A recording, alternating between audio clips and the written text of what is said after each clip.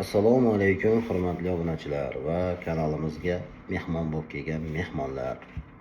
Obuna bo'lmagan bo'lsanglar, bo'lib qo'yishinglarni tavsiya beraman. Sababi bugungi mavzumiz homilador ayollarga mumkin bo'lgan va mumkin bo'lmagan giyohlar haqida gap bo'ladi, suhbat bo'ladi. Bu endi bir tomondan bo'ladigan suhbat, kommentariyadan sizlar tomonidan bo'ladigan suhbatni ko'ramiz, qo'ldan kelgancha javob beramiz savollarga. Demak, 3 ga bo'lib olamiz giyohlarni. Homilador ayollarga mumkin bo'lgan giyohlar absolyutni mumkin. Homilador ayollarga mumkin, faqat uzoq o'tish mumkin emas bo'lgan giyohlar hamda homilador ayollarga qat'iyan taqiqlanadigan giyohlarga bo'lib olamiz. Demak, birinchi tip giyohlar. Har doim ichsa bo'ladigan giyohlardan bittasi, пожалуйста, kutib oling, studio облепиха o'simligi. Ya'ni o'zbekchasi chakanda o'simligi. Chakanda o'simligi mana shunchagina bo'ladi mana. Guruchday bo'lar ekan, guruchdan ham kichkina. Lekin mana shu bitta guruchdan kichkina bo'lgan meva o'zida bitta apelsindan ko'p vitamin saqlaydi tarkibida. Buning tarkibida foliyaviy kislotalari bor. Endi avvalo bittasini ichmaysiz albatta. Bir qoshiqni 200 gram suvga damlab ichasizlar. Ertalab, kechqurun bemalol homilador ayollarga mumkin ekan. Demak, bu homilador ayollarda nima o'zgarishlarga olib keladi? Bu mutlaqo bezarar hisoblanadi homiladorlarga. Demak, homilani ona bilan bog'laydigan platsenta bo'ladi. Yo'ldosh deyiladi. Umuman qo'pol qilib aytganda, xalq tilida uzun shlankasi bo'ladi. Kislorod, ovqat shundan kelib turadi bolaga. Demak, o'sha narsani mustahkamlab berar ekan bu. Bundan tashqari bolani, homiladagi bolani miyasini rivojlanishiga yordam berar ekan. Demak, mana shu giyohdan ichib tursanglar bugundan boshlab farzandingiz, demak, обычный holatdagiga qaraganda sal aqlliroq, sal umstun tomonidan kuchliroq tug'ilar ekan. Kerakmi? Kerak albatta. Keyin lipa o'simligi mutlaqo bezarar. Endi buni har doim ham kerak deb bo'lmaydi-yu. Homilador ayollarga shamollash bo'ladigan bo'lsa, пожалуйста, yo'talga zo'r yordam beradi. Bundan tashqari oshqozonchaklarga yaxshi yordam beradi. Mana shu ikkalasidan boshqa giyohlarni absolyut deya olmayman. Hozircha shu izlanishlarimda, endi balkim bordir yana.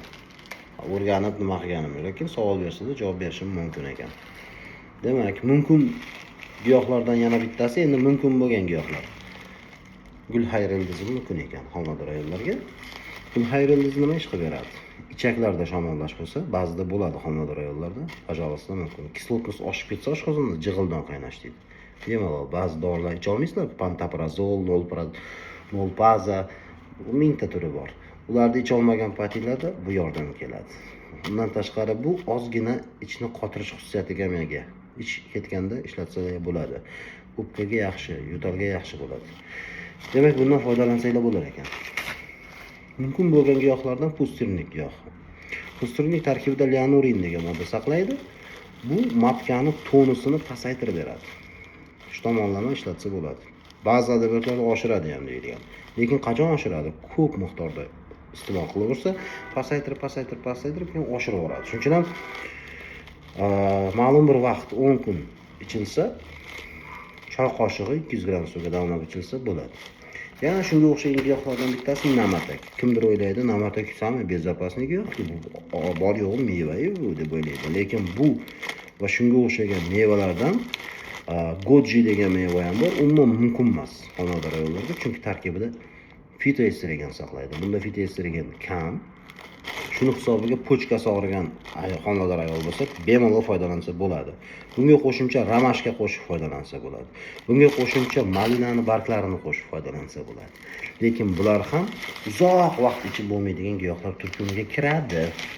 Mana bu giyoh qog'oz idishda bu giyoh melissa deyiladi. Melissa, limonnik, limon o'ti deb ham nomlashadi. Bu giyoh ham homiladorlarda asab sistemasida ozgina buzilish bo'ladigan bo'lsa, marhamat bemalol foydalanib nima qilsa bo'ladi. Vaqtincha foydalanish kerak. 10 kundan oshmasligi kerak. Bu ham ketdi. Endi mutlaqo mumkin bo'lmagan giyohlardan shalfey, zveroboy, nimalar mumkin emas? Barbaris mumkin emas, zirk deymiz, mumkin emas. Demak, ko'p miqdorda ular nimadan qo'rqiladi bu yerda? Fitoestrogenlar keyinchalik borib matkani tonusini oshirib yuborilishidan qo'rqiladi. Matkadagi chuqur o'zgarishlardan qo'rqiladi. Demak, toksikoz bo'lgan vaqtda homilador ayolga imbir o'simligidan u ham uzoq ichib bo'lmaydi. Miyata o'simligidan qo'shib birga iste'mol qilinsa yaxshi bo'ladi. Pochkalar og'riganda nima qilsak bo'ladi? Demak, bundan qo'shsak bo'ladi. Bu nima edi? Malina barglari, shipovnik, ya'ni itburundam deyiladi, undan tashqari namatagam deyishadi. Bundan keyin pochkaga advanchik qo'shsa bo'ladi, brusnika barglaridan qo'shib damlama qilib homilador ayol ichsa, homilaga zarari yo'q. Faqat 10 kundan oshmasligi kerak. 10 kundan oshib ketsa, sekin-sekin asorat berishi mumkin. Boshida aytib o'tgan giyohlarimiz mutlaqo bemalol ichaversak bo'laveradi. Lekin ko'p holatlarda kuzatamiz, homilador ayollar qora choy ichib o'tirganini ko'ramiz. Qora choy umuman mutlaqo mumkin emas. Taninlar organizmga, homilaga yaxshi ta'sir ko'rsatmaydi. Aynan o'sha qora choy desa, hamma ichadi. Bu odatiy hol, lekin homilador ayolga mumkin emas ekan.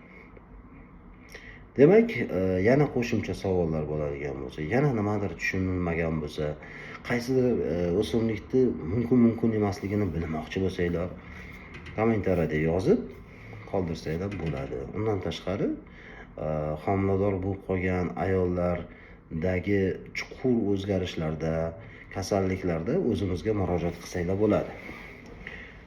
Biz shunga mos qilib giyohlar to'plamini yasab beramiz. Masalan, buyragida muammosi bor ayollar bor. Boya aytdik-ku, bir nechta giyohlarni jamlashtirib beramiz. Shunda bexavotir davolanib olishadi. Buyraklarini davolab olishadi, o't qoplarini davolab olishadi. Kimdadir tosh bo'ladi, kimdadir ichagida shamollash bo'ladi, kimdadir qorni gaz bo'lib ketgan bo'ladi va bular halol beradi homilador ayollarga. Bemalol aloqaga chiqsanglar bo'ladi. Asosiy kanalda telefon raqamlarimiz bor. 90 349 0530 raqami bilan aloqaga chiqib bemalol xarid qilsanglar bo'ladi. Hammaga shifoy komil, sog'lik tilagan holatda sizlar bilan doktor Ibragimov. Sog' bo'linglar.